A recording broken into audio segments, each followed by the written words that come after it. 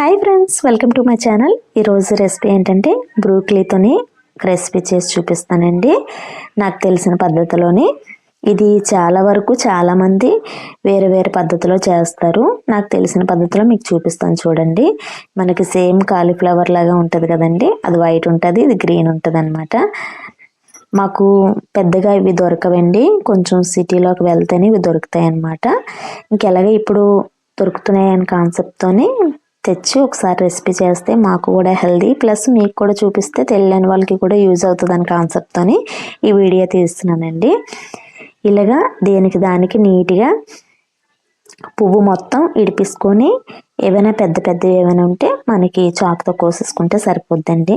నేను ఒక గిన్నెలో వాటర్ పోసి కొంచెం అంతా వాటర్ వేడెక్కిన తర్వాత అందులోని మనకు కల్లుప్పు అయినా పర్లేదు, సాల్ట్ అయినా పర్లేదండి, అందులోని వేసుకొని మనం ఎలా అయితే కాలీఫ్లవర్ని చేస్తామో అలానే ఏమైనా పురుగులు ఏమైనా ఉన్నా కానీ తేలిపోతాయి అనే కాన్సెప్ట్తోని ఇలా వేసేసుకుంటే ఏమైనా ఉన్నా కూడా ఆ హీట్ వాటర్లోనే మొత్తం పోతాయి అన్నమాట. చూడండి, మీకు వీడియోలో చూపిస్తున్నాను. ఫ్రెష్గా ఉందండి. ఇది ఏంటంటే మనకి కాలీఫ్లవర్ లాగా ఎక్కువ రోజులు కూడా ఉండదండి. తెచ్చిన ఒక 2 డేస్కి ఆల్రెడీగా చేంజ్ అయిపోద్ది అనమాట. మనకి ఏంటంటే గ్రీనరీగా ఉన్నదేమో పైన ఎల్లో కలర్లో అయిపోద్దండి. తర్వాత ఏమో కొన్ని రోజులకి ఫస్ట్లో నాకు తెలియక నేను కూడా అలానే చేశాను. తెచ్చిన 2 డేస్కి వండితే అదేమైందంటే పైన అంతా కొంచెం పొడి లెక్కని మొత్తం రాలిపోవడం అలా అవుతుంది అనమాట.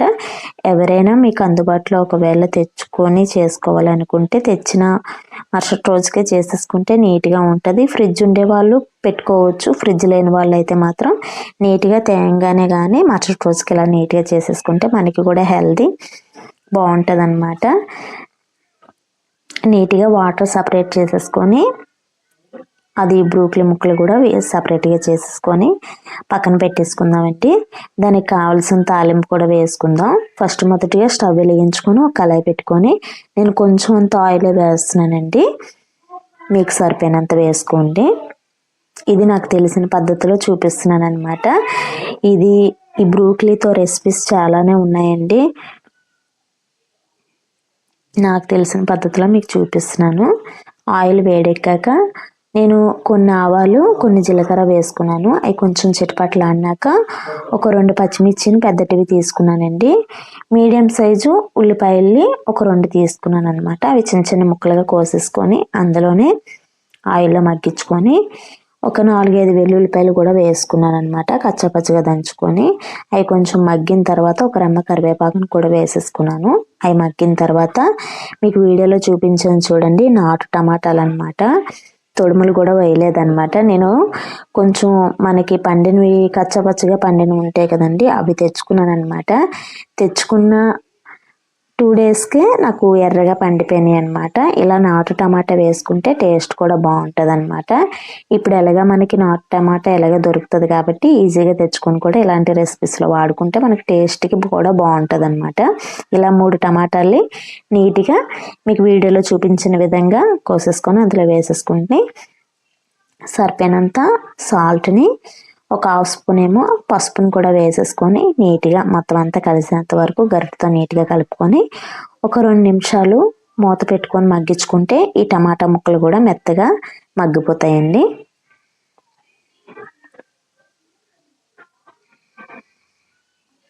నేను ఆయిల్ కొంచెం తక్కువే వేసుకుంటున్నాను.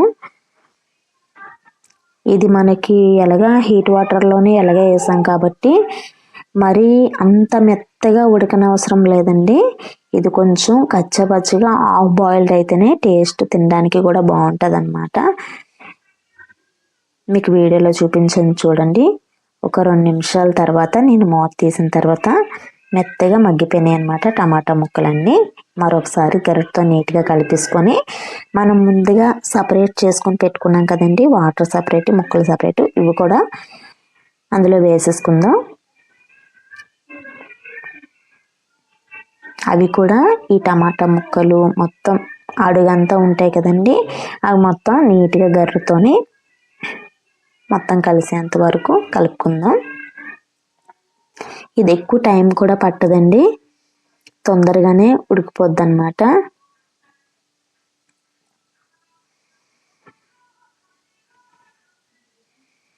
నీట్గా కలిపేసుకున్నాం కదండి. మరొకసారి 2 నిమిషాలు మూత పెట్టుకొని మగ్గించుకుంటే అదంతా కొంచెం దగ్గరికి అవుతుంది కదండి. ఆ టైంలోని ఇంకోసారి మూత తీసి గరిటతో నీట్గా కలిపేసుకొని సరిపోయినంత కారాన్ని వేసుకుందామండి. నాకు పిల్లలు ఉన్నారు కాబట్టి నేను కొంచెం అంతా వేసుకుంటున్నాను అనమాట. ఈ కారం మాకు కరెక్ట్గా సరిపోద్ది అనమాట. కొంచెం కారం ఎక్కువ తినేటి వాళ్ళు కొంచెం ఎక్కువ యాడ్ చేసుకోండి. నాకు 2 పచ్చిమిర్చి వేసుకున్నాను కాబట్టి నాకు ఈ కారం అయితే మాత్రం పర్ఫెక్ట్గా సరిపోద్దండి. ఆ కారం ముక్కలకు పట్టేంత వరకు నీట్గా గరిటతోని మొత్తం అడుగు పట్టకుండా నీట్గా కలిపేసుకొని మరొక 2-3 నిమిషాలు మూత పెట్టుకొని మగ్గించుకుంటే సరిపోద్దండి. మీకు వీడియోలో చూపిస్తున్నాను చూడండి. ఆల్రెడీ కర్రీ కూడా మనకి రెడీ అయిపోయిందండి. ఇలా చేసుకుంటే మనకి కూడా అందుబాటులో దొరుకుతాయి కాబట్టి నీట్గా చేసుకొని తినవచ్చు. ఈ వీడియో మీకు నచ్చినట్లయితే ప్లీజ్ సబ్స్క్రైబ్ చేసి